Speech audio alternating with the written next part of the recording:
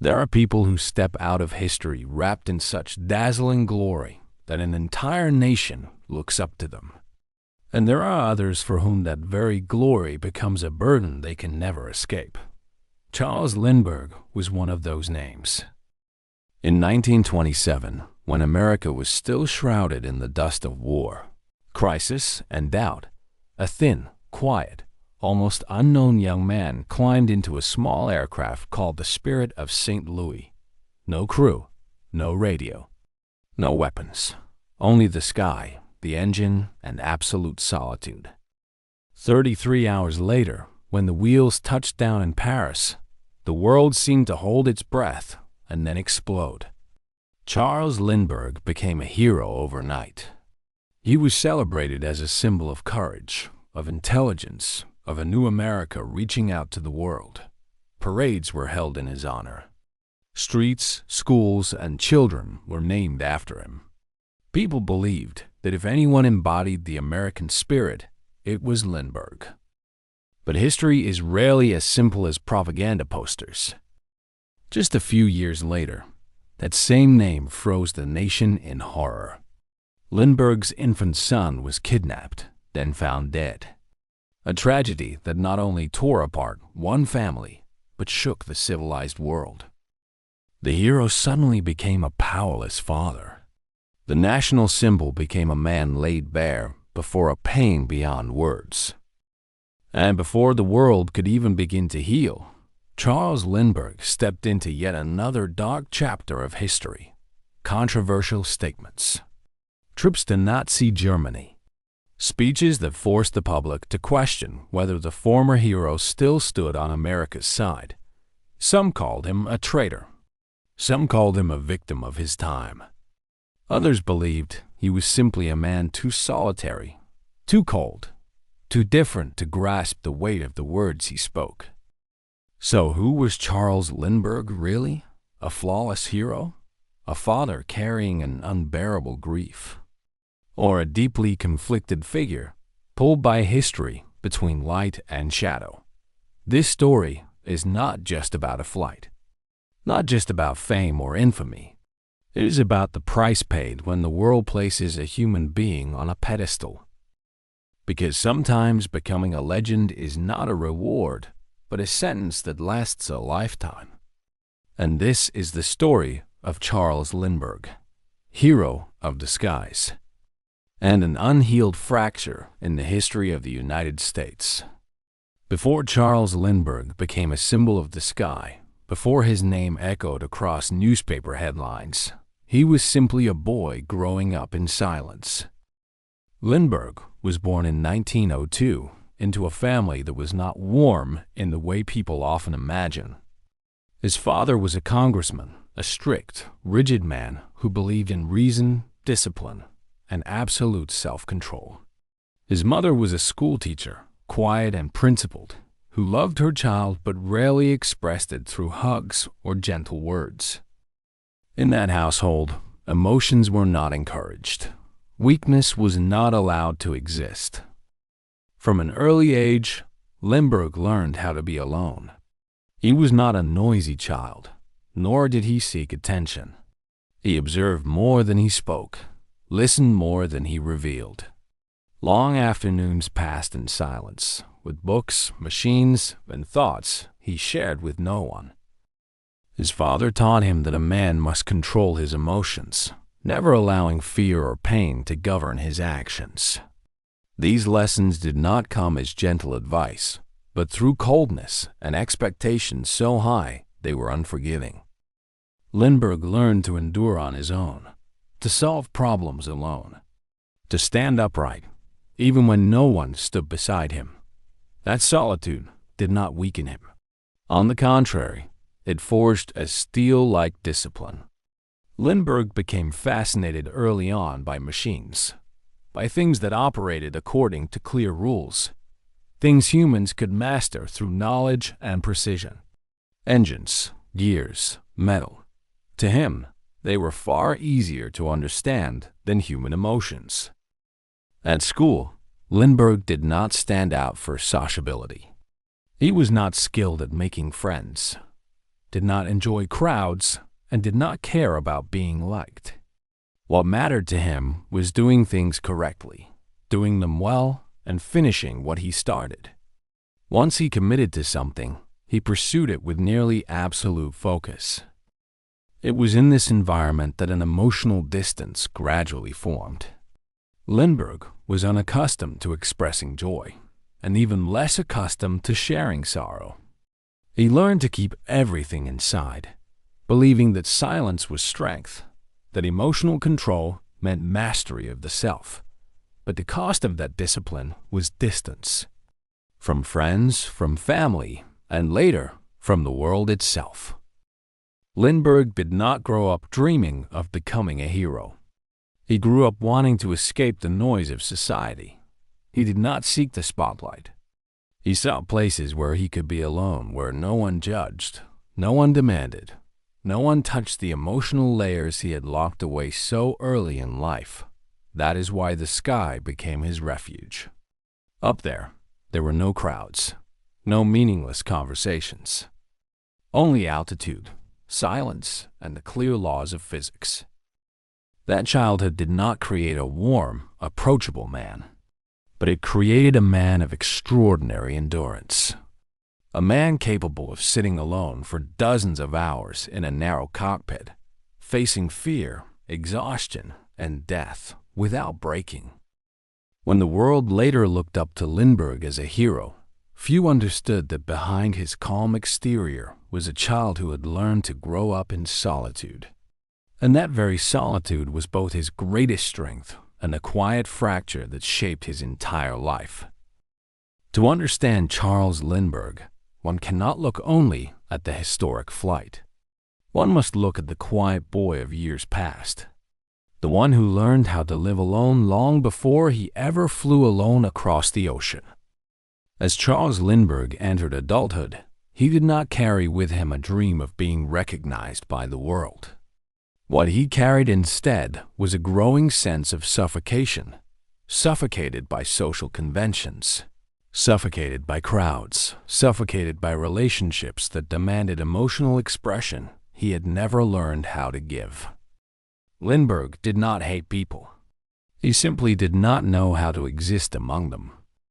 While other young men of his generation sought safety, status, or validation from society, Lindbergh was drawn to empty spaces, places where no one spoke, where there was only the self and the challenge. It was in that moment that the sky appeared as a quiet invitation. In the early 20th century, airplanes were not symbols of glory. They were fragile, dangerous, and filled with risk. Accidents were common. A pilot could die from a single small mistake. But to Lindbergh, this danger carried a different meaning. The sky did not promise safety. It promised freedom. Inside the narrow cockpit, Lindbergh did not need to perform any role. He did not need to speak. He did not need to please anyone.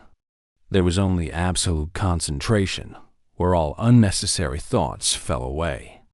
Only the man and the machine remained. Only life and death, separated by skill, discipline, and resolve. Lindbergh began learning to fly not to become a hero, but to escape the noisy world below. With every takeoff, he felt himself freed from invisible pressures. At altitude, all social boundaries dissolved. There was no wealth or poverty, no status, no judging eyes. Only height, wind, and the steady sound of the engine.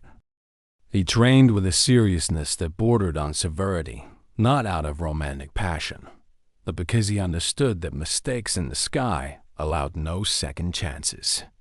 Lindbergh spent countless hours studying machinery, weather, and maps. He did not believe in luck.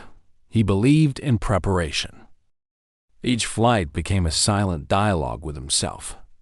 There, Lindbergh confronted fear, exhaustion, and his deepest private questions. He realized that he could endure solitude longer than most, not because he was stronger, but because he had grown accustomed to it very early in life. While many saw the sky as something to conquer, Lindbergh saw it as a refuge, a place that did not demand he become anyone other than himself.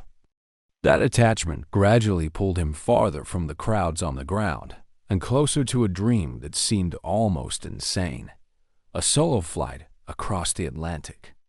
No support, no stops. To most of the world, it was an arrogant challenge, reckless to the point of absurdity. But to Lindbergh, it was the logical continuation of his entire life, a man accustomed to being alone, accustomed to endurance, accustomed to trusting discipline and self-control. He was not driven by fame. He was driven by a question. How far could he go when there was no one beside him? Could solitude become an absolute strength? During the long nights of preparation for the historic flight, Lindbergh did not dream of parades. He dreamed of silence in the sky. He dreamed of a moment where only he, the aircraft, and the vast ocean below remained. This was not the dream of a man who wanted to be loved. It was the dream of a man who wanted to escape a fate shaped since childhood. And that dream-quiet yet fierce pushed Charles Lindbergh to the threshold of history, where a single decision would carry him into the blinding light of the world or erase him forever into an unwitnessed sky. Next came the moment when everything was placed at stake, a flight with no way back. 33 hours of life and death, in which one man confronted the ultimate limits of himself. In the early hours of May 20th, 1927, Roosevelt Field was still shrouded in a thin veil of fog. There was no music, no ceremony, no cheering crowd. Only a small silver aircraft stood quietly on the rain-soaked runway. On its nose, the name Spirit of St. Louis was painted plainly, without ornament, much like the man about to step into its cockpit. Charles Lindbergh walked toward it strangely calm. He knew well that if this flight failed, there would be no second chance, no rescue team, no radio contact, no one tracking his progress. If the aircraft went down into the ocean, he would vanish as if he had never existed. The Spirit of St. Louis was dangerously heavy. Its fuel tanks were crammed full, occupying nearly all the space in front of the cockpit. Lindbergh could not see straight ahead at all. He had to navigate using small side windows and intuition. It was a bold design choice, but a necessary one. Fuel was life. When the engine roared to life and the aircraft began to roll, the runway seemed far too short. The plane shook violently, sluggish and burdened. For the first few seconds, no one could be sure it would lift off. If it failed, Lindbergh would slam straight into the fence at the end of the field. Then, somehow, the wheels left the ground. There was no cheering, no farewell, only the gray sky opening ahead. The first hours passed in constant tension. Rain, fog, and strong winds made navigation perilous. Lindbergh flew so low that at times he could see waves crashing against rocks below. One small mistake, and the aircraft would be swallowed whole. When night fell, solitude became tangible. No lights, no human sounds. Only the steady hum of the engine and darkness stretching endlessly over the ocean. Lindbergh began to battle his most dangerous enemy, sleep. After more than 24 hours without rest, his body slid into exhaustion. His eyes grew heavy. His thoughts blurred. At times, he saw things that did not exist: ghost ships, imaginary coastlines. Hallucinations from a mind pushed to its absolute limit. To stay awake, Lindbergh tried everything. He opened the cockpit window, letting icy wind lash his face. He pinched himself hard. He spoke aloud, just to hear a human voice. But fatigue continued to gnaw away, minute by minute. There were moments when he questioned whether he was even flying in the right direction. No GPS, no radar. Only a compass, paper maps, and faith in his own calculations. A small error could send him hundreds of kilometers off course, drain his fuel, and drop him into the sea before land ever appeared. The night seemed endless. When dawn finally broke, Lindbergh saw the first signs of Europe. A faint coastline emerged like a mirage. But he did not allow himself to celebrate too soon. Pilots had died believing they had already succeeded. Hour 30. Hour 32. His body was nearly numb. And then Paris. City lights burst into view beneath the wings, a sight no one in the sky had ever seen before. When the Spirit of St. Louis touched down at Le Bourget Airport, tens of thousands of people flooded onto the runway. They shouted, cried, embraced one another. Charles Lindbergh stepped out of the cockpit in a daze. He did not fully understand what was happening. He knew only one thing: he was still alive. In that moment, a man had conquered the ocean, conquered solitude, and conquered the limits of his own endurance. But he did not yet know that this flight had carried him to more than Paris. It had carried him into an entirely different fate. From a man who preferred solitude, Lindbergh became the property of the world. From the silence of the sky, he stepped into the roar of fame.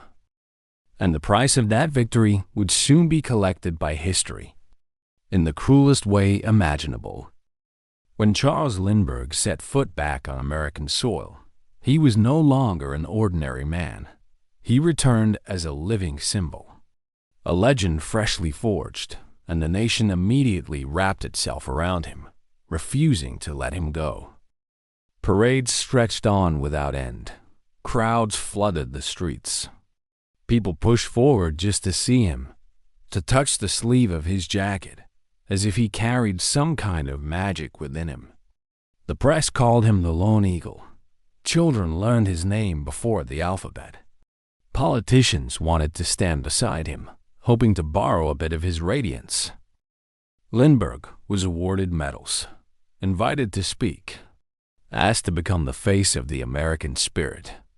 But amid all the applause, there was one question no one asked: whether he was ready. For a man accustomed to silence, the worship of the crowd felt like a storm with no escape. Lindbergh did not know how to smile on cue. He did not know how to say what people wanted to hear. He stood on stages, listening to tens of thousands cheer, yet felt more alienated than ever. Fame came too fast.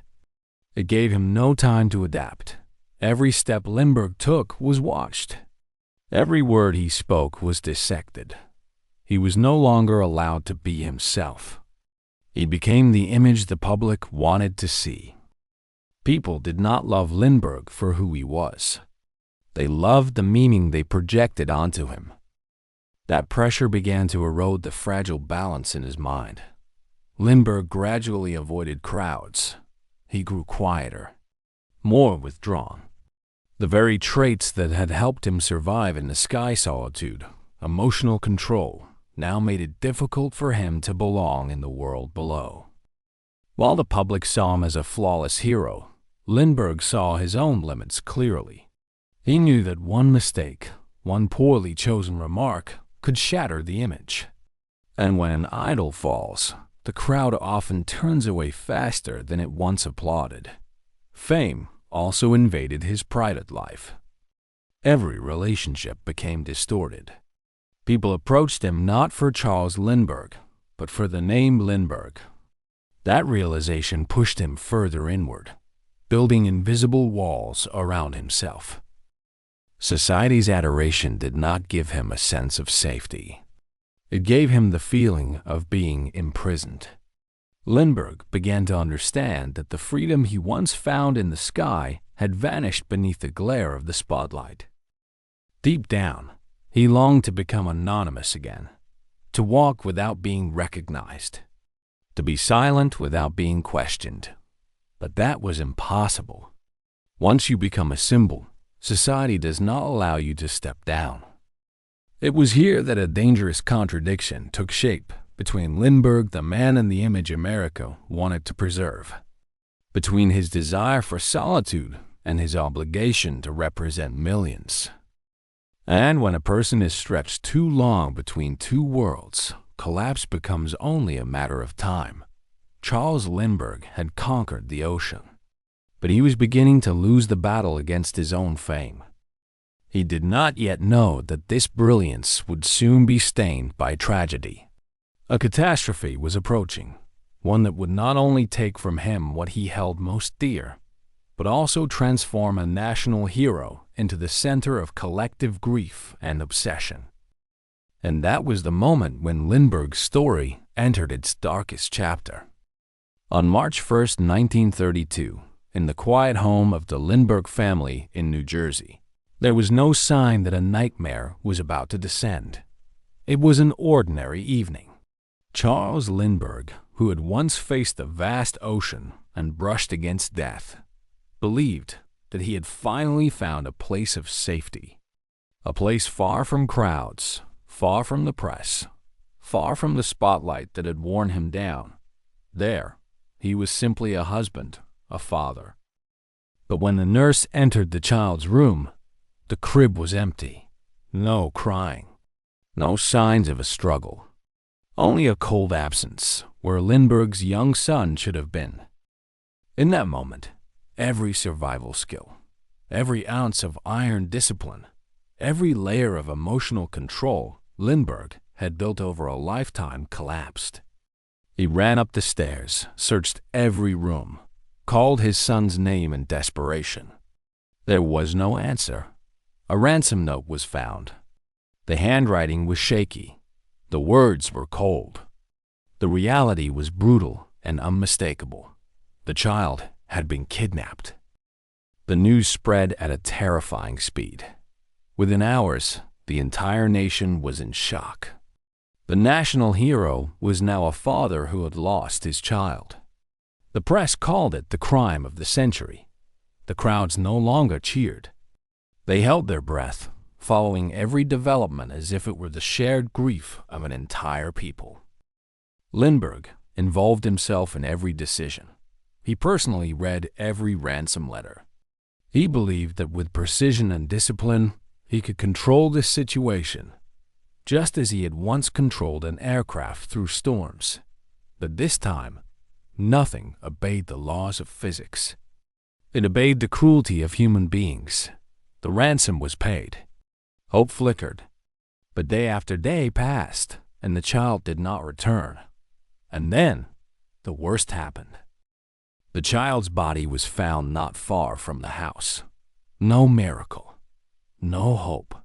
Only a deadly silence. America sank into mourning. People wept for a child who had never been given the chance to grow up. But for Lindbergh, the pain could not be expressed in tears.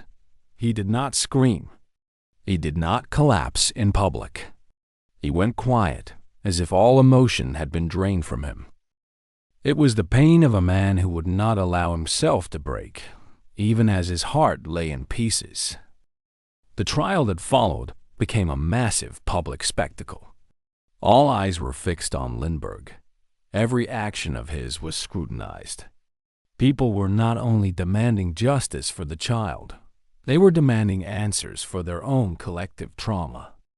The perpetrator was convicted, but the sentence brought no closure.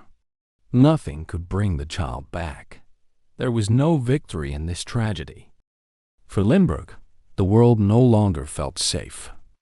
If even the son of the most famous man in America could not be protected, then nowhere could truly be a refuge. His private grief was turned into a public catastrophe. Every day, the press repeated the story. Every article, every photograph, reopened a wound that had never had time to heal. Lindbergh was no longer allowed to suffer in silence. He began to shut the door tightly against the world. The emotional distance that had existed since childhood now hardened into a solid wall. He no longer trusted crowds, no longer trusted public sympathy. He trusted only withdrawal.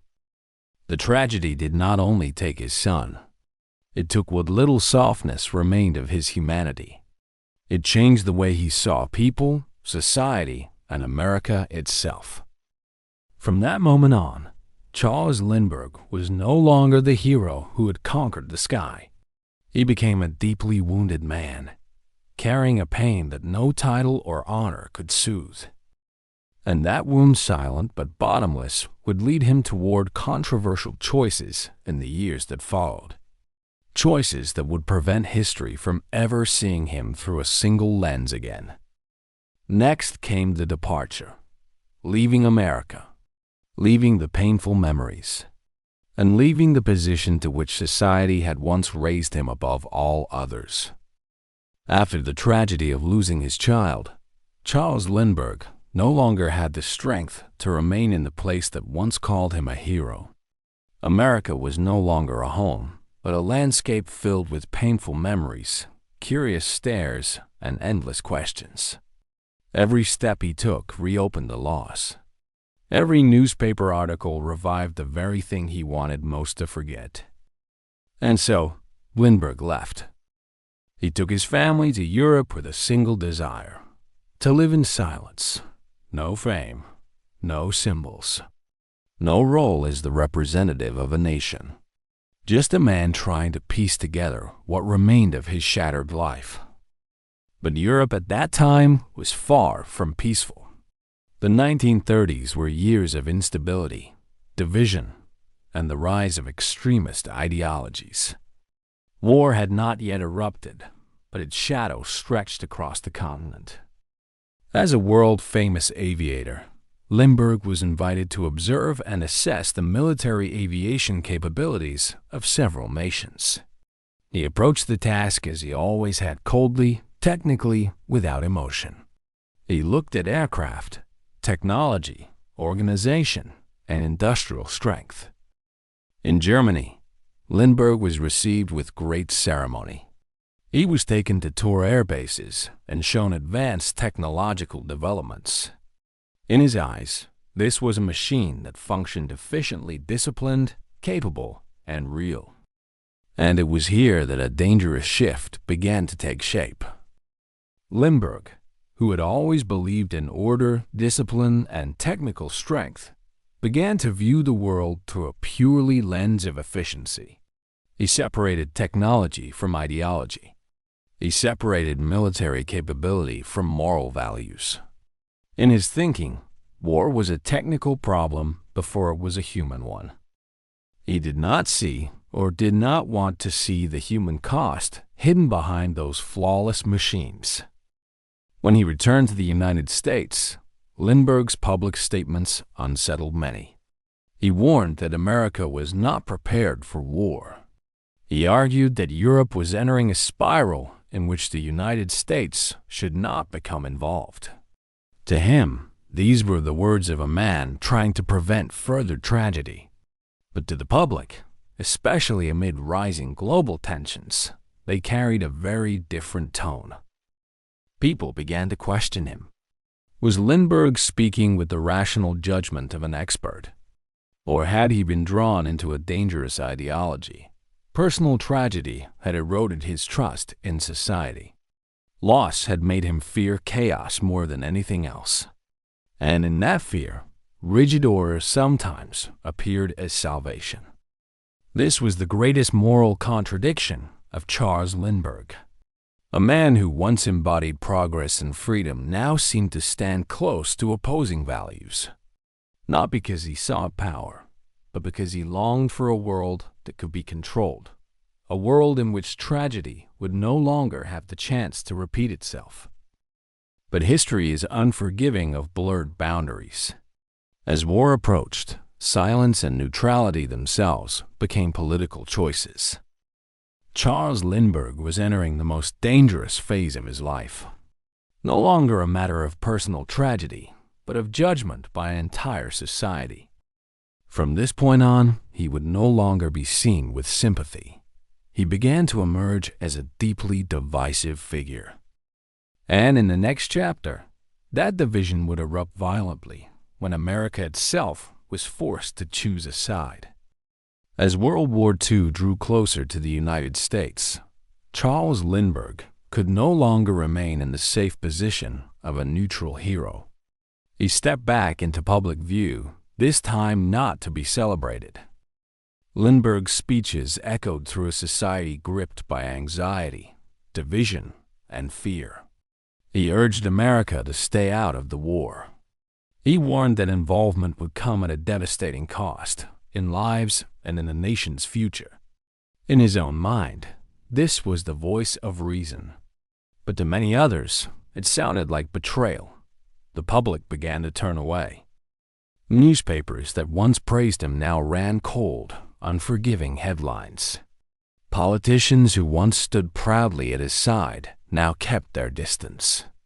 The name Lindbergh, once a symbol of national pride, became a source of fierce debate in homes, bars, and legislative halls. People no longer asked how far he had flown. They asked which side he was on. In a country preparing for war, neutrality was no longer seen as a virtue. It was seen as avoidance. And Lindbergh, cold, analytical, and emotionally blunt in his language, unwittingly placed himself at the center of a public storm. Some believed he was trying to prevent further tragedies like the death of his son. Others thought personal grief had robbed him of moral clarity. And some believed he had gone too far, failing to recognize the line between technical analysis and ethical responsibility. Lindbergh did not retreat. He continued to speak. But with every speech, the distance between him and the public widened.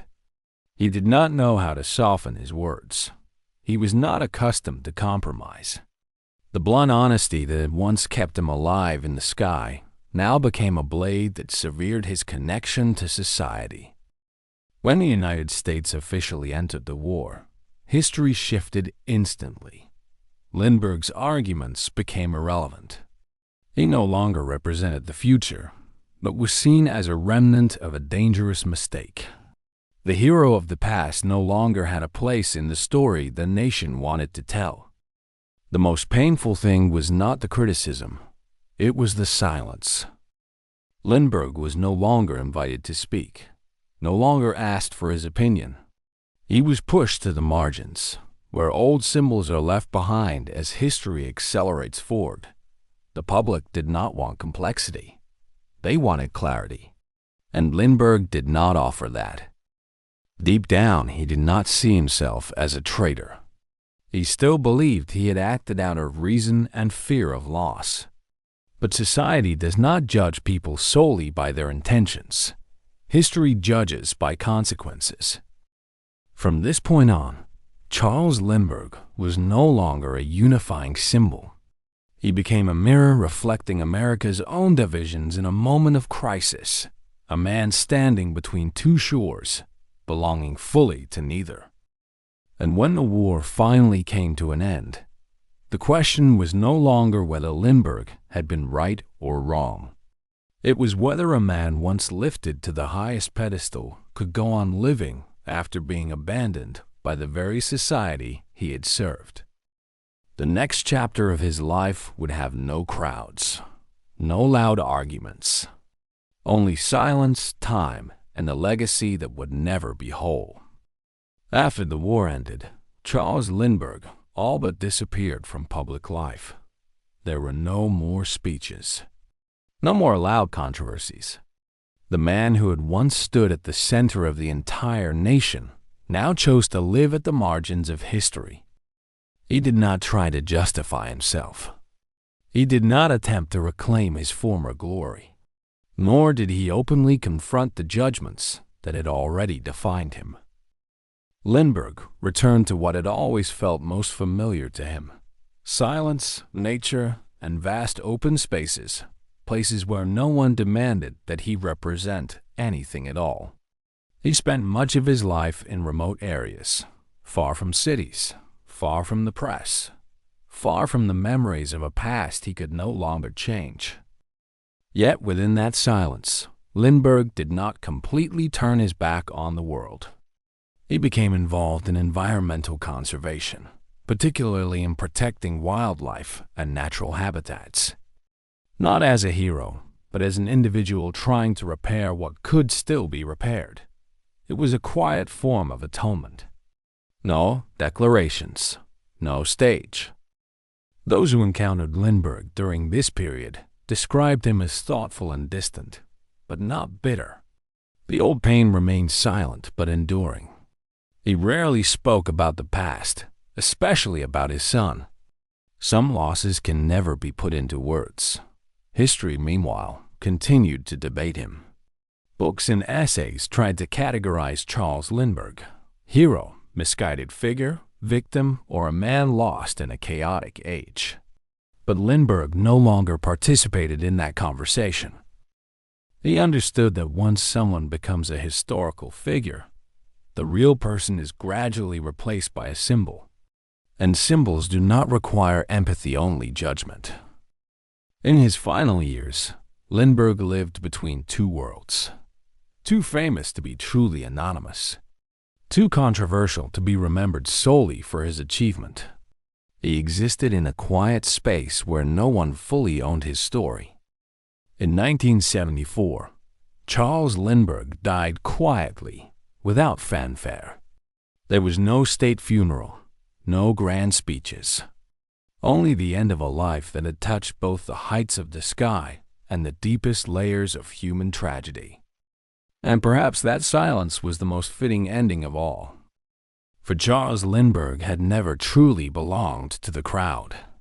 He belonged to empty spaces, to the sky, to the silence he had carried with him from childhood until his final days. History may continue to argue, but the man himself, with all his contradictions, wounds, and limitations, was in the end simply human. A man who once flew higher than anyone else, and who also fell far deeper than most within the course of his own life. So in the end, who was Charles Lindbergh? A national hero, a victim of his time, or simply a deeply conflicted human being, swept along by forces he could not control? He once accomplished what the world believed to be impossible. Alone, inside a narrow cockpit, he flew for 33 hours across a vast ocean, where a single mistake would have been enough to turn a human life into a vanishing speck between sea and sky. In that moment, he did not represent America. He represented humanity's desire to push beyond its own limits. Yet that same man is also remembered for choices that enraged millions. Words spoken, positions taken, silences held at the wrong moments. Beliefs that placed him out of step with the moral current of his society. And then came personal tragedy, arriving like a brutal reminder that no one is exempt from pain. Some say Lindbergh lost his glory because of his own mistakes. Others say he was crushed by a world too complex, where the line between right and wrong was constantly distorted by politics and fear. But perhaps the answer cannot be reduced to a simple label. Lindbergh was a product of his time, a time when heroism was worshipped without question, a time when science, technology, and national power were valued above personal emotion, and also a time when individuals could easily lose their way while trying to define their role in a world changing too quickly. He was not perfect. He was not innocent. But he was not a monster. He stands as proof of an uncomfortable truth, that a human being can achieve the greatest feats and commit the deepest errors within the same lifetime. The story of Charles Lindbergh is not only a story about the sky. It is a story about the burden of admiration, about the cost of fame, about how high a person can be lifted and how quickly they can be abandoned when they no longer fit the expectations of the crowd. And perhaps the most important question is not whether Lindbergh was right or wrong, but whether we, as storytellers of history, are willing to see human beings in all their complexity. Do we allow a hero to be flawed? Do we allow a person to be both admirable and questionable? Or do we only want simple symbols, easy to love, easy to hate, easy to judge, Charles Lindbergh crossed an ocean, but the legacy he left behind does not reside in the sky. It lives in a question that still has no definitive answer. How should history remember a human being? And what should we learn from those who are both brilliant and fragile at the same time? The video ends here, but the question does not.